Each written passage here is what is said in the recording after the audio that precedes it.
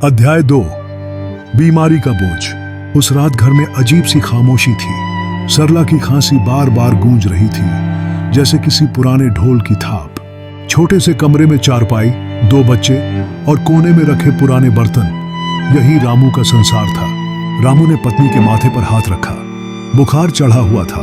उसने चिंतित होकर कहा, सरला, कल तुझे डॉक्टर को दिखाना ही पड़ेगा। सरला ने कमजोर आवाज में कहा, रामू, बार बार क्यों पैसे खर्च करता है? पिछले महीने ही तो 300 रुपये दवा में चले गए, अब और कहां से लाएगा? छोड़ दे, जैसे तैसे जी लूंगी। रामू का दिल कसक उठा। वह जानता था कि यह बीमारी छोटी नहीं है। पिछले कई महीनों से सरला की हालत बिगड़ती जा रही थी। पहले खांसी थी, फिर बुखार भी जुड़ गया। अब तो सीने में दर्द भी रहने लगा था। लेकिन घर की तंगी ने इलाज करवाना नामुमकिन बना दिया। अगले दिन रामू ने तय किया कि चाहे कुछ भी हो जाए, सरला को डॉक्टर के पास ले जाएगा। उसने रिक्शा जल्दी निकाला और पहली ही सवारी से कुछ रुपए कमाए। स्टेशन पर उसने 2 यात्रियों को छोड़ा, जिनसे 50 रुपए मिले। उसने मन ही मन सोचा, अगर आज 300-400 रुपए बना लूं तो शाम तक सरला को अस्पताल ले जाऊंगा। लेकिन किस्मत हमेशा गरीब के साथ खेल खेलती है। दोपहर होते होते बारिश शुरू हो गई। लोग टैक्सी या ऑटो में बैठने लगे। रिक्शे की मांग कम हो गई। रामू खाली सड़कों पर भीगता रहा, पर सवारी नहीं मिली। भीगते भीगते उसे माँ की बातें याद आईं। बेटा, गरीब का सबसे बड़ा सहारा उसकी हिम्मत है। लेकिन उस दिन उसकी हिम्मत भी जैसे टूट रही थी। शाम को जब वह घर पहुंचा तो जेब में सिर्फ 120 रुपए थे। सरला चारपाई पर लेटी खांस रही थी। गुड़िया उसके पास बैठी पंखा झल रही थी। बाबा, माँ को बहुत तेज बुखार है, आप दवाई लाए? गुड़िया ने पूछा।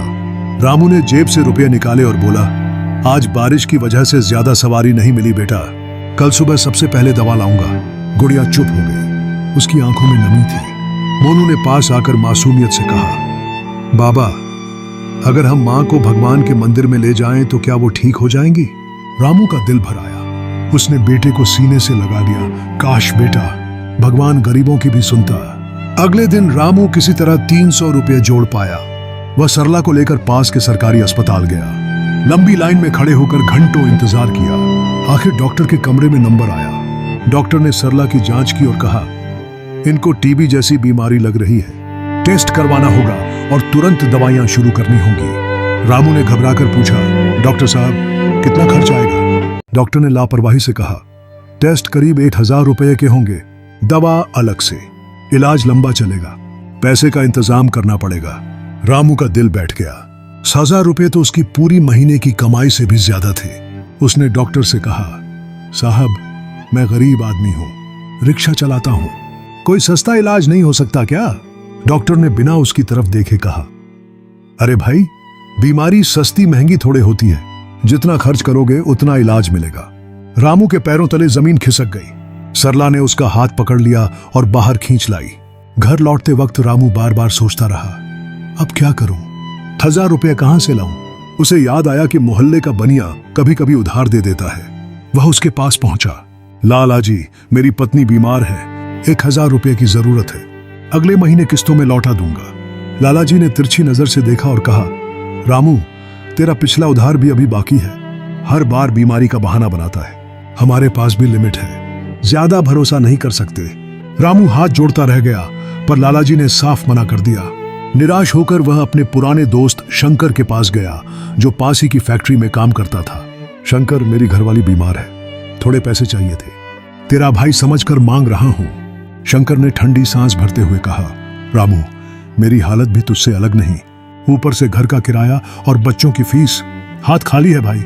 रामू ने महसूस किया कि गरीबी इंसान को सबसे पहले अकेला कर देती है। जब जेब खाली हो तो रिश्ते नाते सब किनारा कर लेते हैं।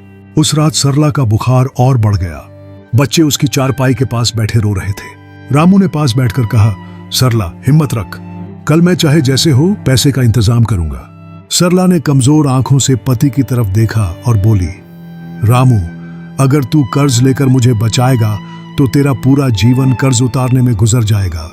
मुझे छोड़ दे, मेरे नसीब में शायद यही लिखा है। रामू के आंसू छलक पड़े।